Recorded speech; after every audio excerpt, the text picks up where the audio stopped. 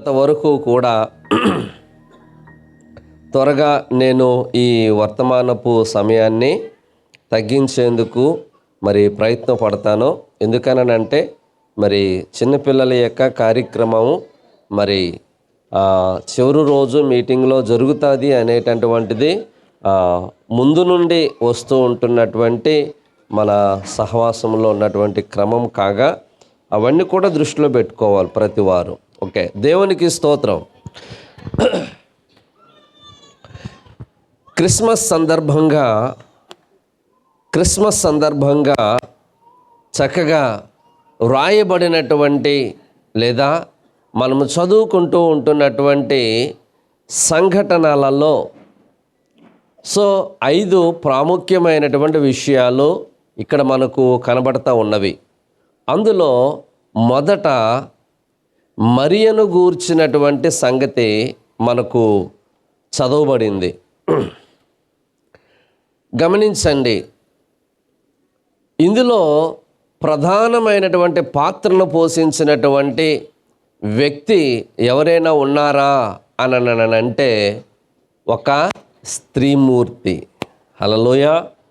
ఇక్కడ ఉన్నవారు చెప్పండి, లేనివారు మాత్రం వద్దు. కానీ దేవునికి స్తోత్రం. చేతులు తెచ్చుకున్నవారు ఎవరైనా ఉన్నట్లయితే చేతులు పైకెత్తి దేవునికి స్తోత్రం చెప్దాం. హల్లెలూయా, హల్లెలూయా. అంతే. ఇక్కడ ఉన్నవారు 2 చేతులు తెచ్చుకున్నాం ఈ కూటానికి అన్న వాళ్ళు ఎవరైనా ఉంటే మాత్రం దేవుణ్ణి మహింపరచండి. అవేం తేలేదన్న వాళ్ళు మాత్రం చేతులు ముడుచుకొని కూర్చోండి. ఓకేనండి. మనం విందాం.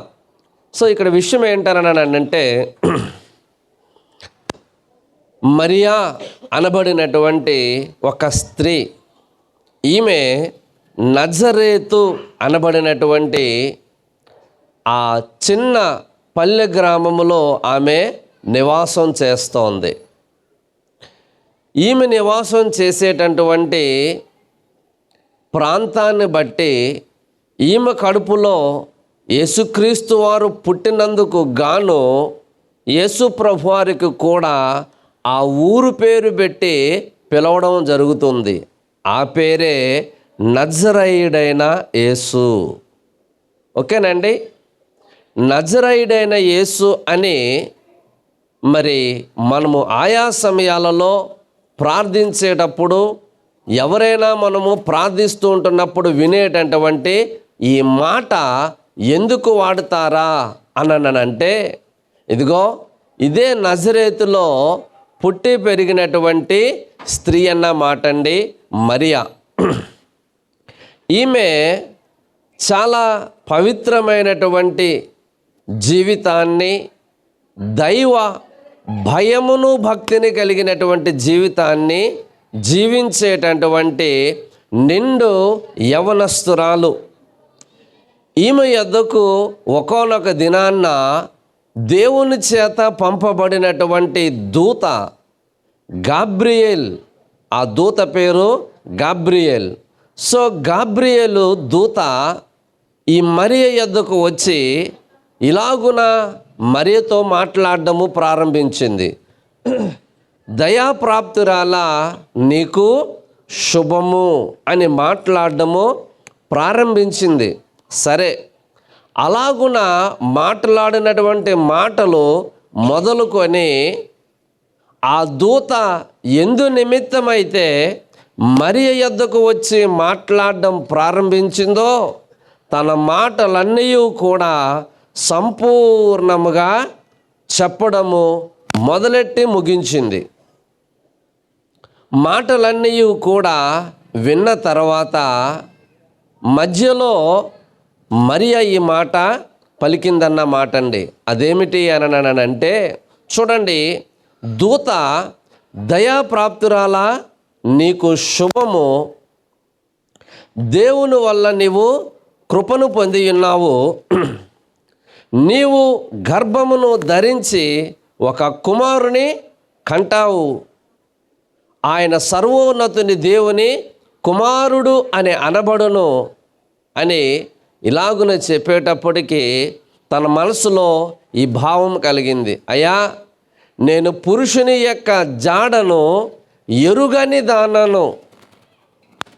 ఇది ఎలా జరుగును అనంటే అప్పుడు దేవుని యొక్క ఆత్మ ప్రభావం నీ మీదకు వచ్చును, పరిశుద్ధాత్మ నీ మీదకు వచ్చును, సర్వోన్నతుని యొక్క శక్తి నిన్ను కమ్ముకొనును అని ఎప్పుడైతే ఈ దేవదూత మరియతో మాట్లాడిందో, మరొక మాట ఏమీ కూడా మాట్లాడకుండగా ఈ మరియా చివరిన ఈ మాట పలికింది.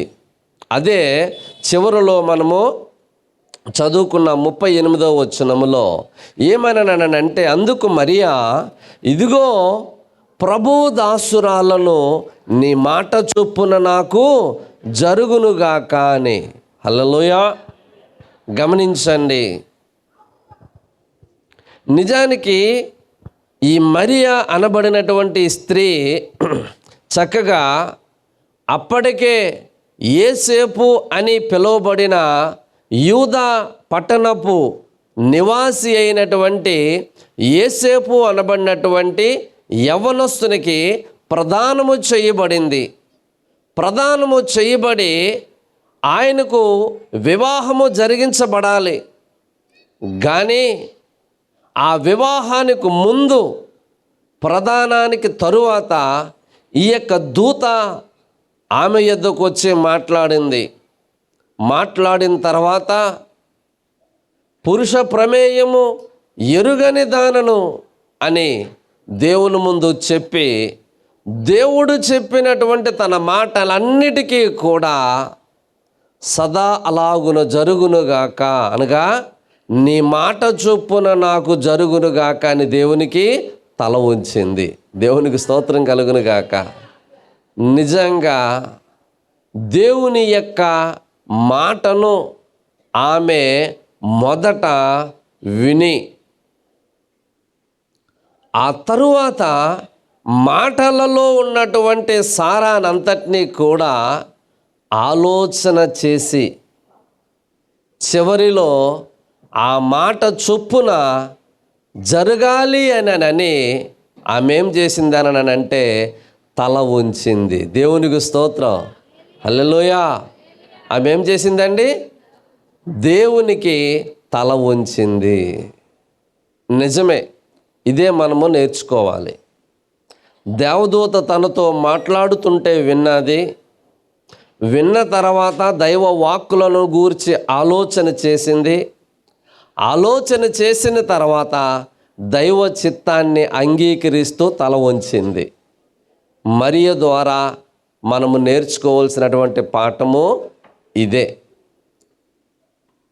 ఆమె దేవుని మాటకు తల వంచింది. అయితే దేవుని మాటకు తల వంచక, తన ఇష్టాన్ని చొప్పున నెరవేర్చినటువంటి స్త్రీమూర్తి ఈ లోకంలో మరొకరు ఉన్నారు. ఆమె ఎవరు? హవ్వ. తినవద్దు అన్న పండును తిన్నటువంటిదై, దైవ ఆజ్ఞను అతిక్రమించినటువంటిదై, ఈ లోకానికి పాపాన్ని, శాపాన్ని, మరణాన్ని తీసుకువచ్చింది ఒక స్త్రీ. స్త్రీ ద్వారానే ఈ లోకానికి పాపము, శాపము, మరణము వచ్చింది. అదే స్త్రీ జాతి ద్వారా, అనగా దేవునికి తల ఉంచినటువంటి మరియా అనబడినటువంటి ఆమె ద్వారా ఈ లోకానికి రక్షకుడు వచ్చి ఉన్నాడు. దేవునికి స్తోత్రం. తల వంచింది కాబట్టే ఆమె ఏం చేయబడింది అనగా, చూడండి, మరియా అని పిలువబడేటటువంటి ఆ పదము ఎక్కడ పలికినా, మరియా అనేటటువంటి పేరు ఎప్పుడు పలికినా దాని పక్కనే ఒక అక్షరం కలపబడి పలుకుతూ ఉంటుంటారు కదా. ఏంట అక్షరము? మరియమ్మ అంటే అమ్మ. మరియా యేసునకు తల్లి అయింది. ఆ తర్వాత లోకమంతయు కూడా ఆమె పేరు ప్రస్తాపన చేసినప్పుడల్లా కూడా ఆమెను అమ్మ అనే సంబోధిస్తారే తప్ప మరొకలాగా సంబోధించడానికి ఎవరికీ నోరు రాదు. హల్లెలూయా. నిజంగా ఆలోచిస్తే ఇదే రకమైనటువంటి పదాన్ని మరొకరికి కూడా వర్తిస్తుంది. ఆమె ఎవరో చెప్పండి? మన యొక్క దేశంలో కల్కటా ప్రాంతానికి వచ్చి చూసారా, ఆమె ధరించినటువంటి తెల్లటి వస్త్రము ఒకానొకప్పుడు ఎవరు ధరించిన వారో తెలుసా? పారిశుధ్యపు పని చేసేటటువంటి వర్కర్లు ధరించేటటువంటి వస్త్రమును ఆమె ధరించి అదే చీరతో తన యొక్క ప్రాణము విడిచేంత వరకు కూడా ఆమె అదే చీర ధరించుకున్నది. ఆ క్రమములో ఆమె కుష్ఠరోగుల మధ్యకు సేవ చేయడానికి, మన ఈ పారిశుధ్యపు వృత్తిని కొనసాగించేటటువంటి ప్రజలకు దగ్గర అవడం కొరకు వెస్టర్న్ కల్చర్లో ఉన్నటువంటి వస్త్రధారణను మానుకొని, సో కల్కటాలో ఉన్నటువంటి మున్సిపాలిటీ వర్కర్లు వేసుకునేటటువంటి బట్టలను ఆమె తన ఒంటి మీద ధరించుకొని వారందరికీ కూడా సేవ చేసి తుదకు మన భారతదేశంలో నోబెల్ బహుమతిని కూడా ఆమె పొందుకొని ఉన్నారు. ఆమె పేరే తెరీసా. ఆమె పేరు తలంచినప్పుడల్లా కూడా ఏమని తలస్తారండి? మదర్ తెరీసా, తల్లి అయినటువంటి తెరీసా అని ఈమెను మన తరములో పిలిస్తే, పూర్వకాలమందు దైవవోక్తులను మాట్లాడేటప్పుడు మరియా అనబడేటటువంటి పదమును వాడేటప్పుడల్లా కూడా ఆమెను గౌరవిస్తూ మరియమ్మ అనే మాటను వాడతారు. ఇంకా కొంతమంది మరియమ్మ తల్లి అని కూడా సంబోధిస్తారు. ఇలాగున పలకడంలో తప్పేమీ లేదు. కారణం ఏంటనంటే ఆమె లోకరక్షకుడైనటువంటి యేసుక్రీస్తు వారిని గర్భాన ధరించి 9 మాసాలు మోసి కని సిలువకు అప్పగించింది. హల్లెలూయా. సో ఇంతటి ఉన్నతమైనటువంటి చరిత్ర కలిగినటువంటి మనిషి ఎవరైనా ఉన్నారనంటే ఆమెయే మరియా. ఈమె ద్వారా నువ్వు కూడా నేర్చుకోవాల్సిన విషయం ఏంటనంటే, దేవుని యొక్క చిత్తానికి తల వంచు మరియ వలె.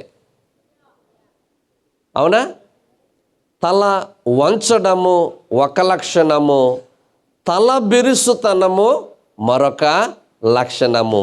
తల బిరుసుతనమును ప్రదర్శిస్తే ఏమైతే జరుగుతుందో దృష్టిలో పెట్టుకొని తల వంచినటువంటి మరియను పోలి మనము కూడా జీవిద్దాము అనేటటువంటిది క్రిస్మస్ మీటింగ్ ద్వారా మనము గ్రహించుకొని అలవర్చుకుందాము. దేవునికి మహిమ కలుగునుగాక. రెండవ వ్యక్తి ఎవరైనా ఉన్నారా బాబు అంటే ఆయన భక్తుడైనటువంటి యేసేపు. ఈ యేసేపు ఎవరు? అవును, మరియను ప్రదానము చేసుకున్నటువంటి నీతిమంతుడైనటువంటి వ్యక్తి జోసెఫ్. సో ఈయన ఏం చేస్తున్నారనంటే తన భార్యను గూర్చినటువంటి సంగతి విన్నవాడు. అవును, దైవజనులు ఇదే వేదిక మీద ఒక చిన్న మాట చెప్పారు. ఒకప్పుడు అన్ని కార్ల కన్నా ఏ కారు స్పీడ్గా వెళ్తుంది అని అడిగారు. అప్పుడు నేను ఆలోచిస్తున్నాను, ఏ కారు స్పీడ్గా వెళ్తుందా అని. ఎవరు చెప్పలేకపోయారు, ఏ కంపెనీ కారు స్పీడ్గా వెళ్తుందో చెప్పలేకపోయారు. తర్వాత ఆయనే చెప్పాడన్నమాట, అన్ని కార్ల కన్నా స్పీడ్గా వెళ్ళేటటువంటి కారు ఏంట్రా బాబు అని అంటే పుకారు. ఏ కారు అండి? మంచి కారుల కన్నా ఈ పుకారు చాలా స్పీడ్గా వెళ్తుంది. స్పీడ్గా వెళ్ళి ఎవరు నోట విన్నాడో కానీ మొత్తం మీదకు మరియను గూర్చినటువంటి వార్త తన యొక్క భర్త అయినటువంటి యోసేపు విన్నాడు. అప్పటికి ప్రదానం చేసుకున్నాడు కానీ పెళ్లి కాలేదు. వారిద్దరూ కూడా బహు దేవుని యందలి భయభక్తులు కలిగినటువంటి యవనస్తులండి. నేటి తరములో ఉన్నటువంటి యువకులందరికీ కూడా ఒక గొప్ప మాదిరిని చూపించేటటువంటి యవనస్తులు. చాలా జాగ్రత్తగా గమనించాలి. యవనస్తులారా, ఇలాంటి కూటాలలో ఎన్ని కూటాలలో మీరు పాలు పొందారో నాకైతే తెలియదు, కానీ ఎన్నో కార్యక్రమాలలో మీరు పాలు పొంది ఎన్నో సంగతులు సమాచారాలు విన్నవారై ఉంటారని నేను భావిస్తూ ఉంటున్నాను. మీ యవ్వన కాలపు జీవితాన్ని, మీకు ఇష్టమైన జీవితాన్ని జీవించేటటువంటి వారుగా ఉండక దేవుని యొక్క చిత్తానికి తల వంచినటువంటి మరియను పోలి, భక్తుడైనటువంటి యోసేపును పోలి జీవించాలని ఈ సందర్భంగా నేను జ్ఞాపకం చేస్తున్నాను. ఎందుకు అనగా యోసేపు మరియలు ఇరువురు కూడా యవనస్తులు. వారి మధ్య ప్రధానముతో ఒక బంధము బలపడింది, ఏర్పడింది. కానీ వివాహము అయ్యేంత వరకు కూడా వారు తమ తమ ప్రాంతాలలో తమ మనుగడను కొనసాగించుకుంటూ తమ విశ్వాసాన్ని, తమ దేవుని యందలి భయమును, భక్తిని కలిగి తమ యవ్వన కాలపు పవిత్రతను కొనసాగించుకుంటూ ఉంటున్నారు. దైవోక్తి చెప్తోంది, యవనస్తులు దేని చేత తమ నడతను శుద్ధి చేసుకుందురు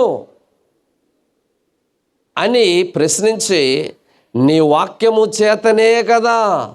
అవును ప్రియులారా, ఆ వాక్యమును ఎన్నో సమయాలలో దేవుడు మనందరికీ వినిపింపజేస్తూ ఉంటున్నాడు.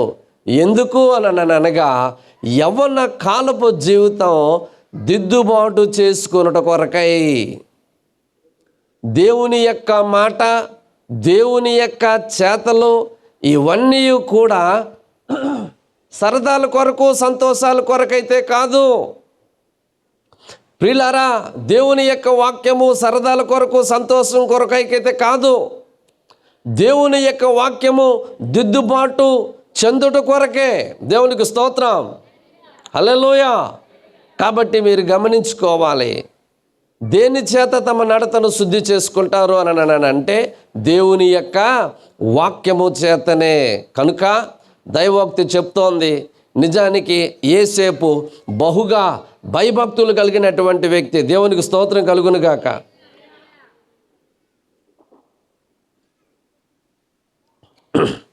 కనుక తన భార్యను గూర్చి విన్నాడు. అవును, వారి మధ్య పవిత్రంగా తమ జీవితాలు కొనసాగుతూ ఉంటుండగా తనకు తెలుసు ఎందుకు మరియ ఇలాగున చేసి ఉంటుంది.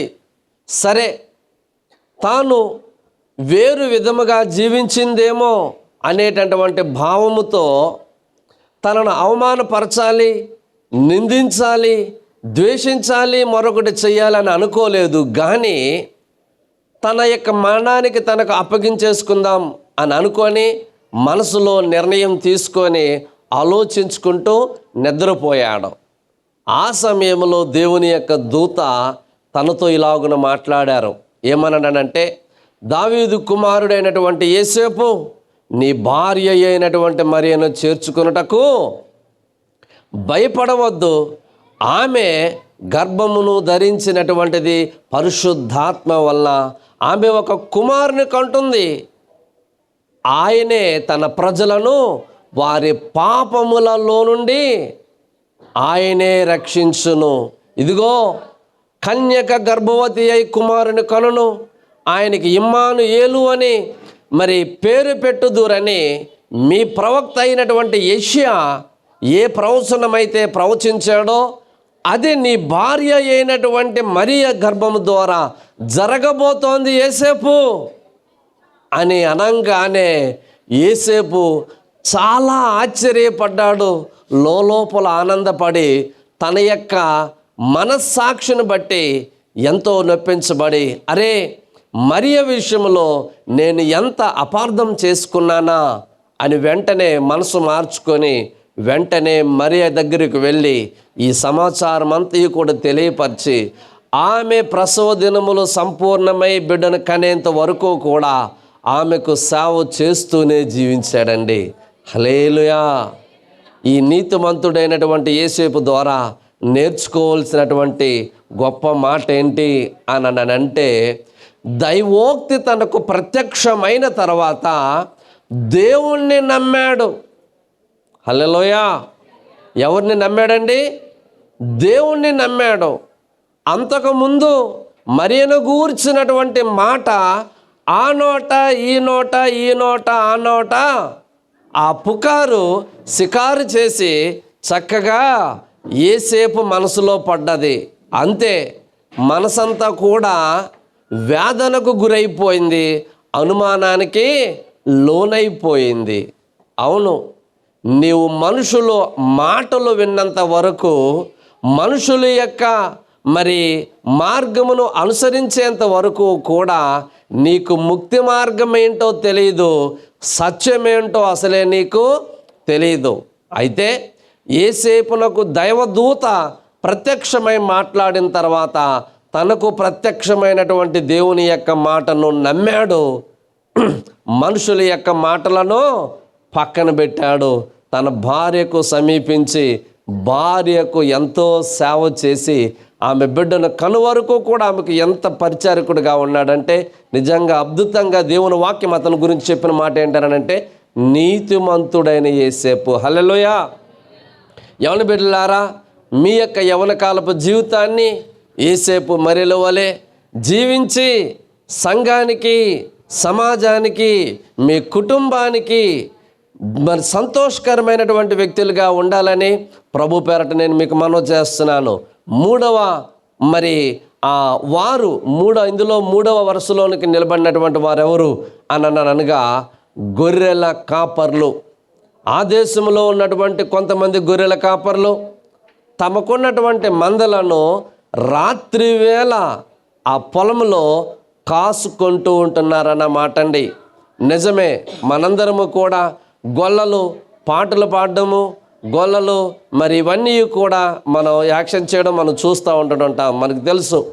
సో ఈ గొల్లల యొక్క పాత్ర, సో వారి ద్వారా మనము ఏమి నేర్చుకోవాలి అని అంటే, వారు తమకున్నటువంటి మందలను కాసేటటువంటి పనిలో సో వారందరూ కూడా మెలకువగా ఉన్నారు.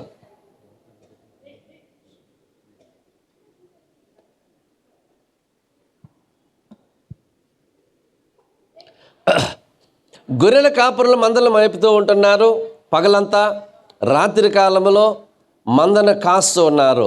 నిజమే, ఈ ఒక్క విషయం గమనించండి.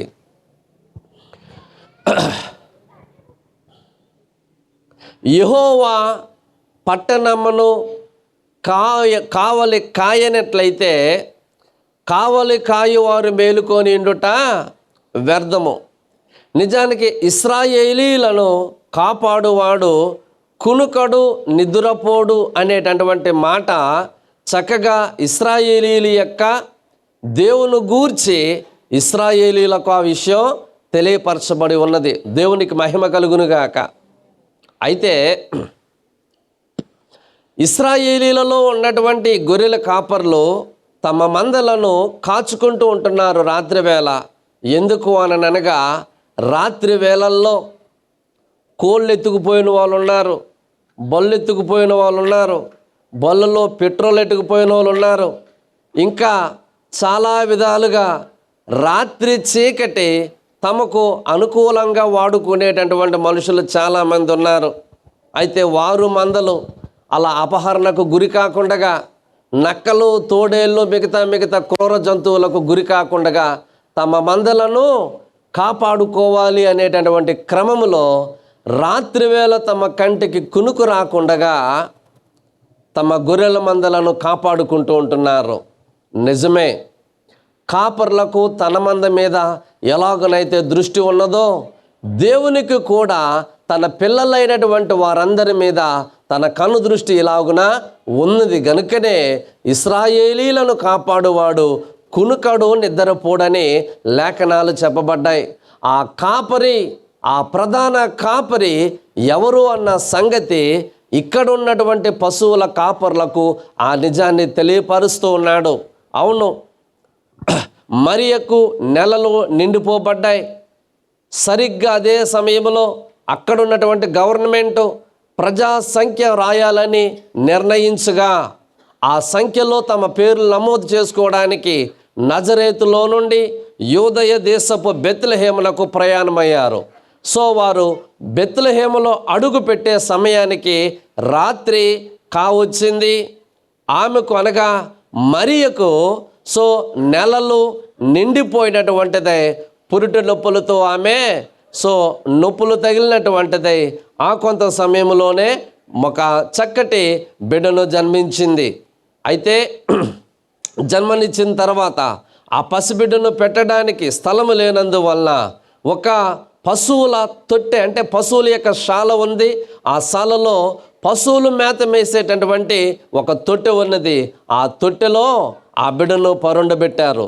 నేను ఒక కూడికలోనో మరి ఆదివారపు మరి సమయంలోనో ఈ తొట్టెను గూర్చి నేను మీకు జ్ఞాపకం చేశాను. అయితే ముందుకు వెళ్తున్నాను ప్రియులారా. ఆ కాపర్లకు దేవదూత ప్రత్యక్షమై, భయపడకుడి, ఇదిగో ప్రజలు అందరికీ కలుగబోయే సంతోషకరమైనటువంటి సువార్తమానము. ఇక్కడే మాట గమనించండి. ప్రజలు అందరూ అన్న మాటలో కులభేదము లేదు, జాతి భేదము లేదు, రంగు భేదము లేదు, ప్రాంత భేదము లేదు అనేటటువంటి విషయాన్ని మనము అర్థం చేసుకోవాలి.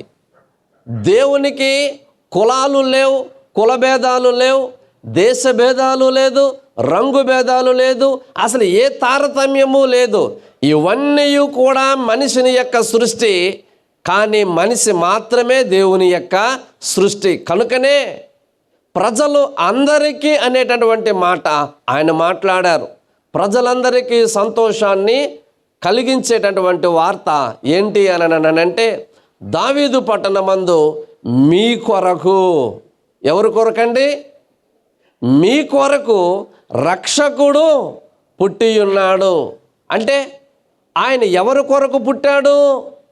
ప్రజలు అని పిలువబడిన మనందరి కొరకు, వింటున్నటువంటి నీ కొరకు. నేను ఫలానా కులానికి చెందిన వాణ్ణి, ఫలానా మతాన్ని చెందిన వాణ్ణి అని అనుకుంటున్నటువంటి నీ కొరకు కూడా ఆయన రక్షకుడుగా పుట్టి ఉన్నాడు. హల్లెలూయా! ఎంత స్పష్టంగా దేవుని యొక్క వాక్యము వారికి ప్రత్యక్షమైందండి. వెంటనే ఆ మాటలు విన్న తర్వాత ఇంకా ఆ మాటలలో దానికి ఇదే మీకు ఆనవాలు. అవును, ఆయన రక్షకుడు అని తెలియపరచడానికి మీకు కొన్ని ఆనవాళ్ళను చెప్తున్నాను అని కొన్ని ఆనవాళ్ళు అక్కడ చెప్పారు. ఇవన్నీ కూడా విన్న తర్వాత ఒకటి దర్శనాన్ని చూశారు. ఆ తర్వాత దర్శనంలో ప్రత్యక్షమైనటువంటి మాటలన్నీ విన్నారు. విన్న తర్వాత వారు యూదయ దేశపు బెత్లెహేము వరకు కూడా ఆ రాత్రే తమ మందలను విడిచి పరుగులెత్తుకు వెళ్ళారు. దేవునికి స్తోత్రం. కనుకనే క్రిస్మస్ సందర్భం వచ్చిందిరా బాబు అని అంటే ప్రతి క్రైస్తవుడు రాత్రి జామున ఏం చేయడానికి ప్రయత్నిస్తుంటాడండి? రాత్రి జామున క్యారల్స్ చేయడానికి సో మరి ఎన్నుకుంటా ఉంటుంటాడు. ఎందుకనంటే ఆనాడు రాత్రి సమయంలో గొర్రెల కాపర్లకు దైవ వర్తమానము ప్రత్యక్షమైంది. తమకు ప్రత్యక్షమైనటువంటి వర్తమానము ప్రకారముగా వారు పరుగులెత్తుకుంటూ వెళ్ళి యూదయ దేశానికి చేరి అక్కడ చక్కగా అక్కడ ఆ తొట్టెలో పండు ఉన్నటువంటి శిశువును, తల్లి అయినటువంటి మరియను చూసి అత్యానంద భరితులయ్యారు. దేవునికి స్తోత్రం. వారు ఎవరిని చూశారు? ఎవరైతే రక్షించేవాడని వారికి తెలియపరచబడిందో, ఎక్కడ ఆయన పుట్టి ఉన్నాడో అనేటటువంటి ప్లేసు, ల్యాండ్ మార్క్ వారికి తెలియపరచబడిందో, ఈ రెండు విషయాలు చేతబట్టుకొని ప్రయాణము చేశారు. ఎంత అద్భుతమైనటువంటి అనుభూతి! అలాగున ప్రయాణము చేసి రక్షణిచ్చేటటువంటి దేవుణ్ణి వారు చూశారు. చూసి ఆనందభరితులై ఆ యొక్క వార్త తమకు తెలిసిన వారందరికీ, కనబడిన వారందరికీ చాటుకుంటూ వెళ్ళిపోయారు. ఇదే సువార్త పరిచర్య.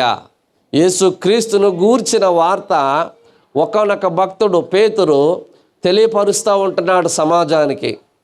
ఆ ఊరిలో ఉన్నటువంటి ప్రజలు యేసుప్రభు అంటే కెట్టరు.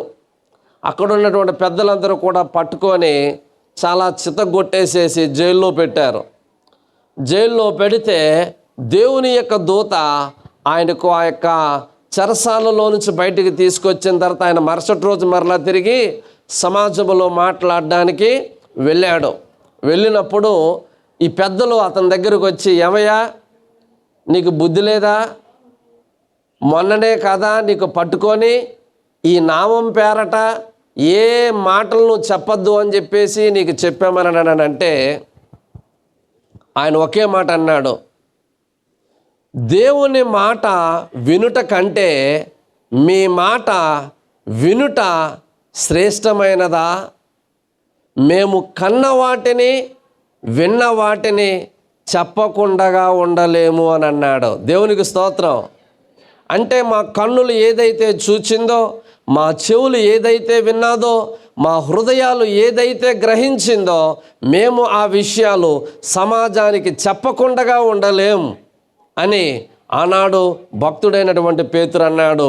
ఈనాడు సమాజంలో సమాజ కూటాలు, ఉద్యోగ కూటాలు, సువార్త కూటాలు ఏర్పాటు చేసి వీధి వీధిలో, సందుల్లో, మేడల మీద, మెద్దుల మీద దేవుని గూర్చినటువంటి ఈ సమాచారం ప్రజలందరికీ కూడా ఎందుకు తెలియపరచబడుతోంది అని అంటే, ఆయన నీకు దేవుడిగా, నిన్ను రక్షించడానికి వచ్చినటువంటి వాడిగా, ఇదిగో ఆ వార్త ఆనాడు తెలియపరచబడింది. ఆనాడు తెలుసుకున్నటువంటి ఆ వార్త నేడు మా ద్వారా మీ అందరికీ కూడా తెలియజేయచ్చు ఉన్నాము అని అనడానికి అది రుజువు. ప్రియులారా, అర్థం చేసుకోవాలా.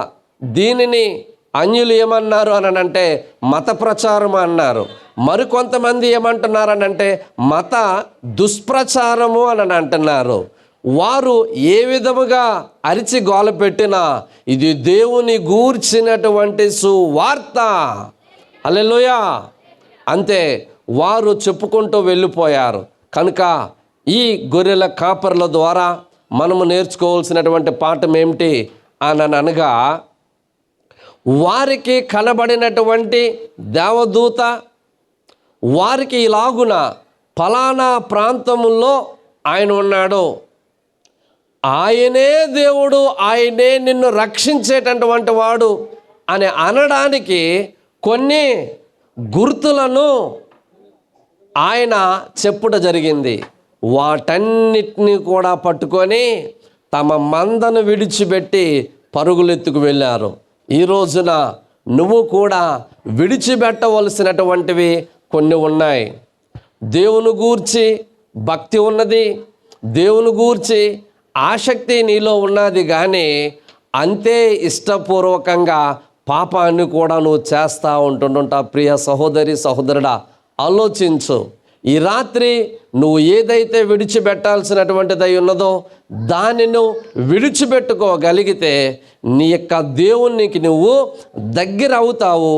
ఆ విధముగా నీవు దీవించబడతావు, రక్షించబడతావు అనేటటువంటి విషయాన్ని ఈ కాపర్ల ద్వారా మరి ఇక ఈ సమాచారాన్ని గ్రహించాలని నేను మనవి చేస్తూ ఉంటున్నాను. మూడవ విషయం అది కాగా 4వ విషయాన్ని 5వ విషయాన్ని చెప్పి నేను త్వరగా ముగించే ప్రయత్నం చేస్తాను. ఇక పోయినట్లయితే దేవదూతలు, మరియతో మాట్లాడినటువంటిది కూడా దేవదూతయే, యేసేపుతో మాట్లాడినటువంటిది కూడా దేవదూతయే, ఆ తర్వాత గొర్రెల కాపర్లతో కూడా మాట్లాడింది కూడా దేవదూతయే. ఈ సమాచారం అంతయు కూడా గొర్రెల కాపర్లకు చెప్పిన తర్వాత దేవదూతలు ఇలాగున ఒక పాట పాడారు. ఏంటనంటే, సర్వోన్నతమైనటువంటి స్థలములలో దేవునికి మహిమయు, ఆయనకు ఇష్టులైనటువంటి మనుషులకు భూమి మీద సమాధానము కలుగునుగాక అని వారు పాటలు పాడారు. నిజమే, మీరు అర్థం చేసుకోండి. దేవుడు మనుషులకు కావాలా, లేకపోతే ఇదే దేవుడు దేవదూతలకు కూడా కావాలా?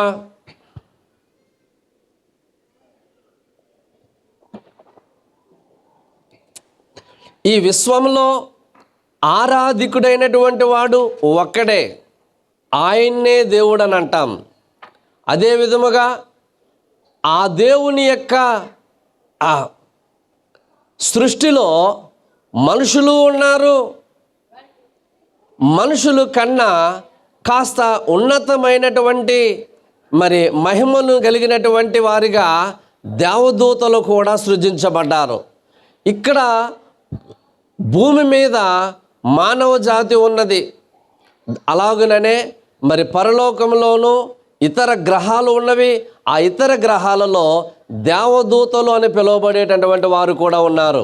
ఆ దేవదూతలే భూమి మీద కొంతమంది దేవతలుగా పిలువబడతా ఉంటున్నారు. గమనించండి, ఆకాశమందు దేవతలు అనబడినటువంటి వారు ఉన్నను మనకు ఒక్కడే దేవుడు, ఆయనే ప్రభు అయినటువంటి యేసుక్రీస్తు వారు అని భక్తుడైనటువంటి పౌలు ద్వారా కొరింథీ సంఘానికి మనకు తెలియపరచబడింది. అయితే అది కేవలము మనుషులకు మాత్రమే కాదు, కానీ అది దేవదూతలకు కూడా ఆయన దేవుడై ఉన్నాడు. గనుకనే వాళ్ళందరూ కూడా పాటలు పాడి దేవుణ్ణి మహింపరిచారు. నిజమే, దేవదూతలు 2 సందర్భాలు ఉన్నవి. ఒక సందర్భం యోబు గ్రంథమందు ఉంటుంది. అదేమిటి అని అనగా, ఈ భూమికి దేవుడు పునాది వేసినప్పుడు, అనగా శంకుస్థాపన చేయడం అనేటటువంటి మాటతో మనము ఆ కార్యక్రమాన్ని చేస్తూ ఉంటుంటాము. అట్టి దానిని దేవుడు జరిగించేటప్పుడు దేవదూతలు ఉన్నారు, మానవుడు లేడు. దేవదూతలందరూ కూడా కలిసి అక్కడ దేవుణ్ణి స్తుతించారు. యోబు గ్రంథమందు ఆ యొక్క విషయాన్ని మనము చూడగలము ప్రియులారా. యోబు 38:4వ వచనంలో 7వ వచనములో ఉన్నది. ఉదయ నక్షత్రములు ఏకముగా కూడి పాడినప్పుడు, దేవుని గనపరిచినప్పుడు, ఓ యోబు నువ్వు ఎక్కడున్నావు అని చెప్పేసి దేవుడు యోబుకు ప్రశ్నిస్తున్నాడు. ఆ మాటలో ఆ దేవుడు భూమికి పునాది వేశాడని, ఆ పునాది వేసేటప్పుడు పాటలు పాడినటువంటి వారిగా దేవదూతలు ఉన్నారని దైవోక్తి సెలవిస్తోంది. నిజమే, మరి భూమికి పునాది వేసే సందర్భం ఉన్నది. ఆ సందర్భంలో వారు ఎందుకు పాటలు పాడాలా? చూడండి, ఇక్కడ మరియ ప్రసవించినటువంటి బిడ్డ అయినటువంటి యేసుక్రీస్తును గూర్చి గొర్రెల కాపర్లకు చెప్తూ ఇక్కడ పాట పాడడం అనేటటువంటిది మనము చూస్తున్నాము. ఇక్కడ పాడడానికి గల కారణము, అక్కడ పాడడానికి గల కారణం ఏంటని అంటే, గమనించండి, ఈ విశ్వములో పాపము అనేటటువంటిది ఉన్నది. ఆ పాపమును పరిహరించడానికి దేవుడు భూమి అనేటటువంటి దానిని ఒక బలిపీఠముగా ఏర్పాటు చేస్తున్నాడు. దానికి పునాదిని వేశాడు. గనుక ఆ దేవునికే మహిమ కలుగునుగా. కానీ అక్కడ దేవదూతలని పిలువబడినటువంటి వాళ్ళందరూ కూడా గాన ప్రతిగానాలు చేశారు. అది యోబు గ్రంథంలో ఉన్నటువంటి సందర్భము. రెండవదిగా ఇక్కడ మరియను గూర్చినటువంటి సమాచారం, యేసును గూర్చినటువంటి సమాచారము గొర్రెల కాపర్లకు తెలియజేస్తూ సర్వోన్నతమైనటువంటి స్థలములలో దేవునికి మహిమయు, ఆయనకి ఇష్టలైనటువంటి మనుషులందరికీ కూడా భూమి మీద సమాధానము కలుగునుగా. కానీ దేవదూతల పాటలు పాడడానికి గల కారణం ఏంటనంటే, ఇదిగో లోకమా, లోకమందున్నటువంటి మానవ జనాంగమా, పాపమును పరిహరించేటటువంటి వాడు ఒకడున్నాడు. ఆయన ఈ స్త్రీ ద్వారా ఈ లోకమునకు వచ్చి ఉన్నాడు. కాబట్టి ఆయనకే మహిమ కలగాలి, ఆయన మాత్రమే పూజార్హుడు, మేము కాదు అని చెప్పేసి అక్కడ నిర్ద్వంద్వంగా దేవునికి గణపరుస్తున్నారు. ఎవరో తెలుసునా? మనుషులు కాదండి, ఆయన ఎవరో ఎరిగినటువంటి దేవదూతలు దేవునికి స్తోత్రం అని అంటున్నారు. అందుకోసం ఈ మాట, సర్వోన్నత స్థలములలో దేవునికి మహిమ, ఇష్టులైన మనుషులకు సమాధానమంట. దేవునికి స్తోత్రం. అవును, దేవునికే మహిమ అని అంటే చూడండి, దేవుడు ఒక్కడ మాత్రమే పూజించబడడానికి యోగ్యుడు, ఆయన మాత్రమే పూజించబడడానికి అర్హుడు అని ఎవరు అంగీకరిస్తున్నారు, ఎవరు పాడుతున్నారు అని అంటే సాక్షాత్తు రెక్కలు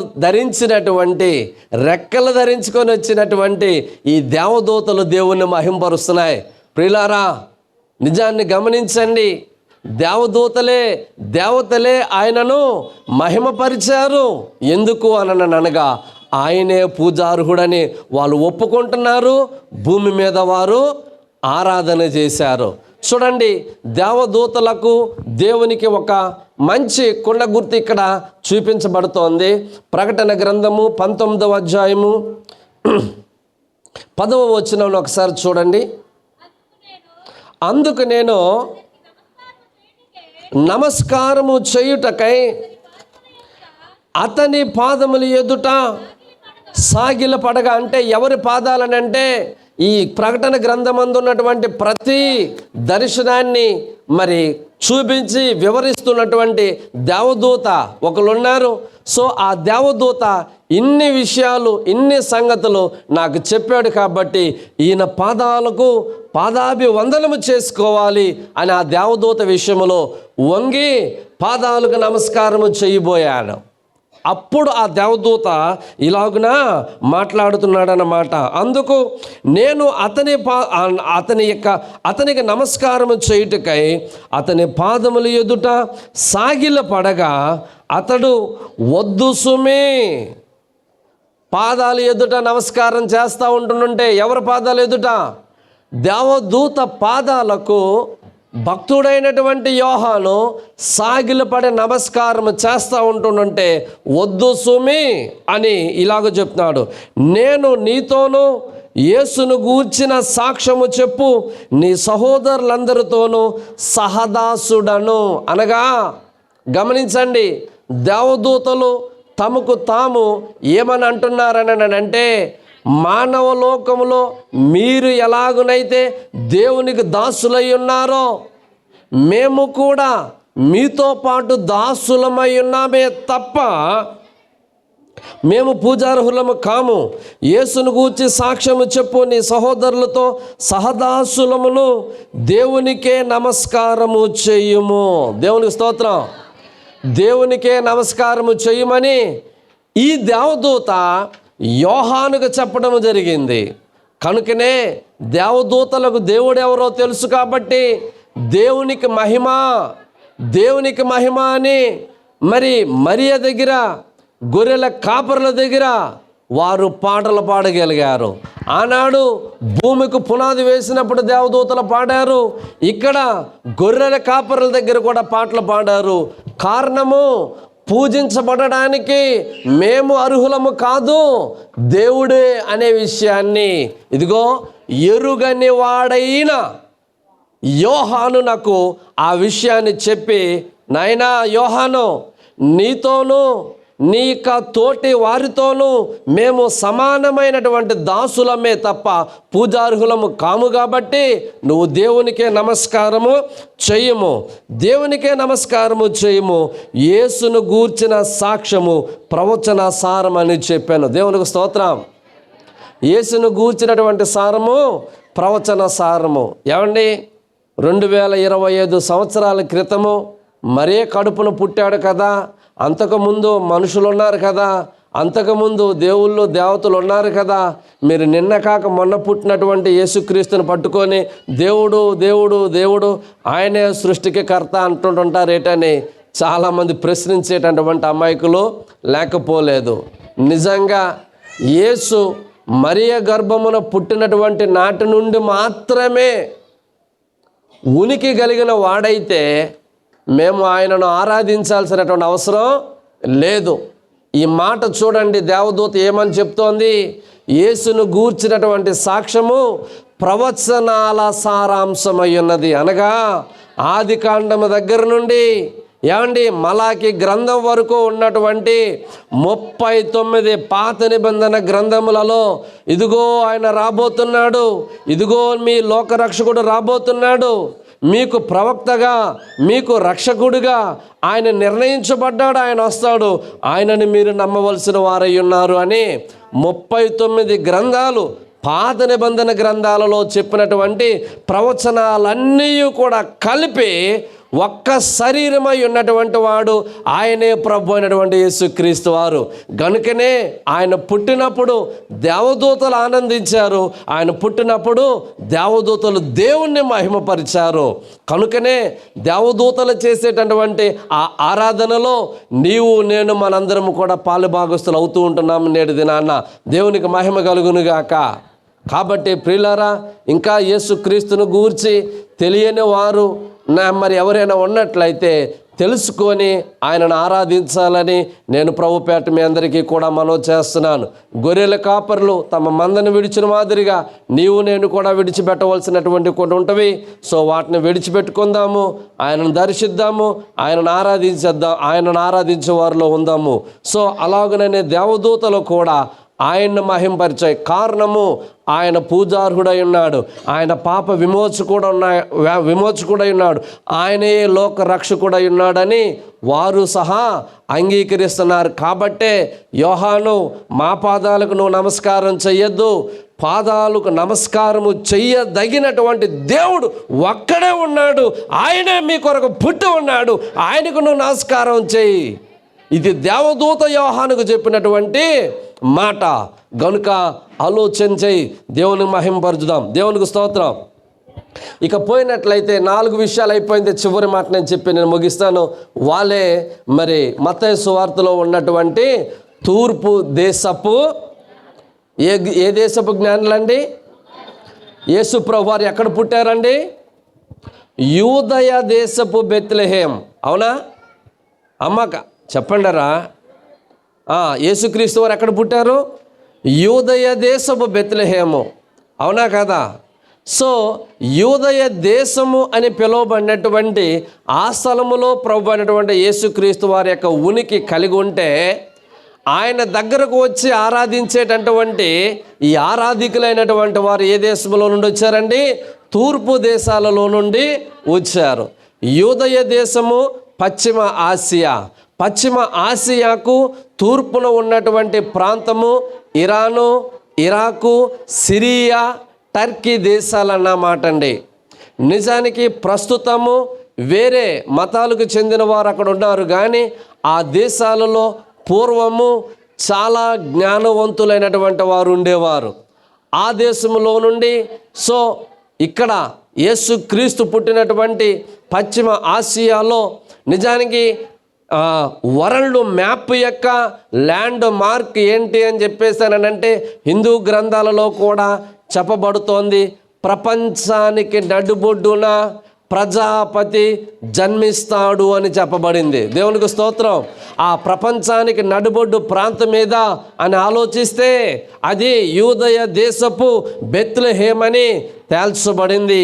అయితే ఈ సమాచారము హిందూ గ్రంథాల్లో కొంత సో మరి ఇస్లాం దేశం క్షమించండి, ఇక్కడ తూర్పు దేశము అని పిలువబడేటటువంటి అక్కడ ఉన్నటువంటి వారి యొక్క గ్రంథాలలో మరి సమాచారము రాయబడి ఉంది. వారు చదివారు. ఆ తర్వాత ఆ ఖగోళంలో యేసుక్రీస్తు వారు పుట్టిన తర్వాత ఒక నక్షత్రము జన్మించింది. సో ఆ నక్షత్రాన్ని వెంబడించి తిన్నగా యూదయ దేశానికి చేరుకున్నారు. వారికి ఒక అభిప్రాయం ఉన్నది. ఏంటి అని అంటే పుట్టినవాడు దేవుడు మాత్రమే కాదు, ఆయన విశ్వాన్ని పరిపాలించేటటువంటి చక్రవర్తి రాజు అయి ఉన్నాడు. రాజు కాబట్టి రాజభవనంలో పుడతాడు, రైతు కుటుంబంలో పుడతాడు. అవునా? ఏమంటే అంతేనా కాదా? పేదవాడు ఇప్పుడు హాస్పిటల్స్ ఉన్నాయి కాబట్టి హాస్పిటల్లో బాగా డబ్బు ఉన్నటువంటి వాడు ఎక్కడ పుడతాడు?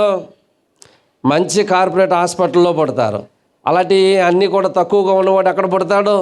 జనరల్ హాస్పిటల్లో పుడతాడు. అవునా కాదా? ఇలాంటి అభిప్రాయం సామాన్యంగా ఎలాగైతే మనం కలిగి ఉన్నామో అలాగనే మరి తూర్పు దేశపు జ్ఞానులు కూడా తమకున్న జ్ఞానముతో నాలెడ్జ్తో ఇలా ఆలోచించారు. ఏంటనంటే ఆ పుట్టినటువంటి వాడు రాజు కాబట్టి రాజు అయినటువంటి వాడు రాజభవనంలోనే పుడతాడని తిన్నగా రాజగృహానికి వెళ్ళిపోయారు. అంటే రాజదర్బారుకి వెళ్ళిపోయి రాజుగారిని అడుగుతున్నాడు. ఏమన్నానంటే యూదులకు రాజుగా పుట్టినవాడు ఎక్కడ? మేము తూర్పు దిక్కున నక్షత్రాన్ని చూసి ఆరాధించడానికి ఇక్కడికి వచ్చామని చెప్పేసి చెప్పినప్పుడు ఆయన కలవరపడ్డారు. నేను కదా రాజుని, నన్ను కదా వీళ్ళు పూజించిన, సన్మానించిన, సత్కరించిన, ఇంకెవరో ఉన్నారని అంటున్నాడేటని వెంటనే ఆందోళనకు గురై ఆయన గూర్చిన సమాచారం తెలుసుకున్నారు. అయితే ఆయన యూదయ దేశపు బెత్లెహేములో పుడతాడు అని ఆసియా ఖండంలో ఉన్నటువంటి అక్కడ ఉన్నటువంటి యూదు మత గ్రంథాలలో ఉన్నవి. సో ఆ గ్రంథాల సారాంశం ప్రకారంగా ఆయన రాజభవనంలో కాదునైనా ఆయన యూదయ దేశపు బెత్లెహేములో ఉంటాడు అని చెప్పేసిన సమాచారం తెలుసుకొని వారేమో ఆయనను మరి వెంబడించడానికి బయటికి వెళ్ళేటప్పుడు ఆ నక్షత్రము ఎక్కడనైతే వారు వెంబడించారో అక్కడ నుండి వచ్చి మరలా తిరిగి తిన్నగా యేసుక్రీస్తు వారు ఏ ఇంట్లోనైతే ఉన్నారో అక్కడికి వెళ్ళి ఆగిపోవడం జరిగింది.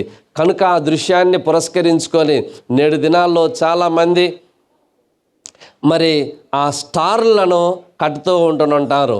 స్టార్లను కట్టేటటువంటి ప్రతి ఇంటి వారికి కూడా నేను చెప్తూ ఉంటున్నాను, దయచేసి పైన స్టార్ ఉంటుంది.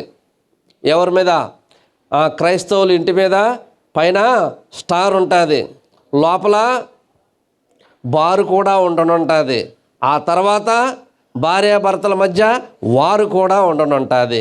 ఈ రెండు కూడా చాలా వాక్య విరుద్ధమైనటువంటి లక్షణాలు.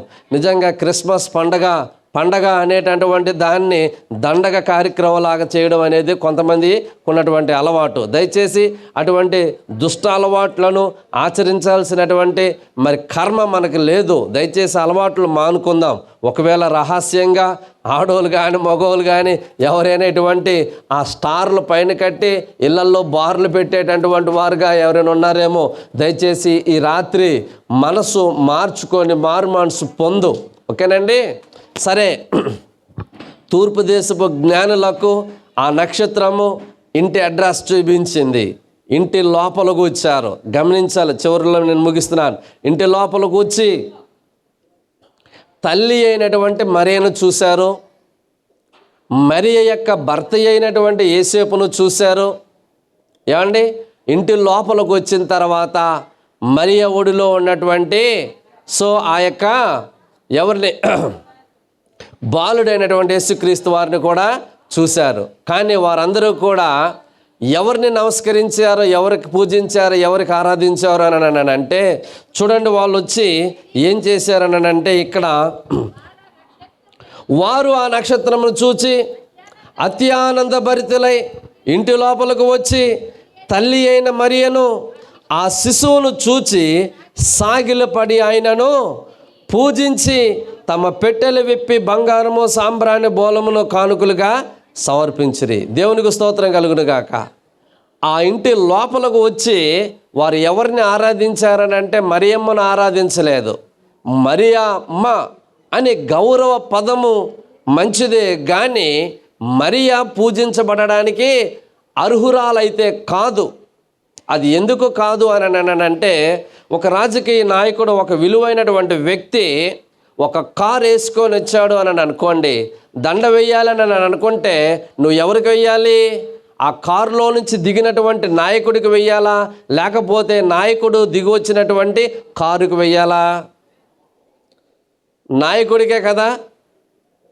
లేదంటే ఆ నాయకుడు తీసుకొచ్చిన కారు ఎంత గొప్పదో అని చెప్పేసి నువ్వు ఎంత వాదించినా కారు లోపల నుండి వచ్చినటువంటి నాయకుడే ఆ యొక్క పూలమాలతో సత్కరించబడడానికి ఎలాగనైతే అర్హుడో, ఈ లోకాన్ని రక్షించడానికి ఒక మానవ మూర్తి అయినటువంటి కన్యక ద్వారా లోకానికి వచ్చి ఉన్నాడు. అయితే ఆ గౌరవము మరియమ్మకు ఇవ్వవచ్చును ఏమో కానీ, మరి పూజార్హుడైనటువంటి వాడు మాత్రము ఎవరు అని అంటే ప్రభు అయినటువంటి యేసుక్రీస్తు వారే అని ఆయనకు మాత్రమే సాగిలపడి, ఆయనకు మాత్రమే పూజించి ఆయనకు సమర్పించారు వారు బంగారము, విలువైనటువంటి బోలమును, సాంబ్రాన్ని. దారి చూపించినటువంటి నక్షత్రానికి నమస్కారం చేయలేదు. ఆ నక్షత్రము ఆగినటువంటి ఇంటిని చూసి ఇంటికి ఒక నమస్కారము పెట్టలేదు. మరియా అంటే ఈ శిశువును కన్నటువంటి తల్లి అయినటువంటి మరియకు అంటే పూజార్హులుగా ప్రకృతిని కానీ సృష్టిలో ఉన్నటువంటి మానవుల్ని కానీ వారు ఆరాధించలేదు. ఇదే జ్ఞానుల ఆరాధన. ఈ రోజున దేవుడంటే భయము, దేవుడంటే భక్తి చాలామందికి ఉంది. కనుకనే మనిషికి నచ్చిన మతాన్ని ఎంచుకొని ప్రతి మనుషుడు దైవాన్ని ఆరాధిస్తున్నాను, దైవాన్ని పూజిస్తున్నాను, దైవానికి నమస్కారం చేస్తున్నాను, పూజించుకుంటున్నాను, ఆయన తలంచుకుంటున్నాను, మొక్కుకుంటున్నానని భావిస్తున్నాడు. ప్రియ ఆస్తికుడా, ప్రియ సహోదరుడా, దయచేసి దయచేసి దయచేసి ఆలోచన చేయము. పూజించబడడానికి అర్హుడైనటువంటి వాడు ఒక్కడ మాత్రమే. మానవ జాతిలో మహోన్నతులైనటువంటి వ్యక్తులు ఉన్నారు కానీ ఎవరు కూడా పూజించబడడానికి అర్హులు కారు అని ప్రకటన గ్రంథమందు మనము చూసినటువంటి దేవదూత సమాచారమును బట్టి కూడా మనము గ్రహించవచ్చు. తూర్పు దేశపు జ్ఞానులు వచ్చి మరియను కాక మరియ ప్రసవించినటువంటి రక్షకుడైన యేసును మాత్రమే ఆరాధించారు కానీ సృష్టిని ఆరాధించలేదు. సృష్టిలో ఉన్నటువంటి మానవజాతి స్త్రీలను కూడా ఆరాధించలేదు. మానవులు కొరకై మనిషిగా మారి నీ కోసం నా కోసం వచ్చిన వాడు ప్రభు అయినటువంటి యేసుక్రీస్తు వారు మాత్రమే. ఆయననే పూజించిన మాదిరిగా నీవు నేను మనము కూడా జ్ఞానుల వలె ఆయనను ఆరాధించి దేవుణ్ణి మహిమపరచుదాము. అటువంటి గొప్ప కృప, ఆయన అనుగ్రహించే రక్షణ సకల దీవులు మనందరికీ కలుగునుగాక. అందరూ కూడా దయచేసి లేచి నిలబడినట్లయితే చిన్న ప్రార్థన చేస్తాను. నీ సన్ని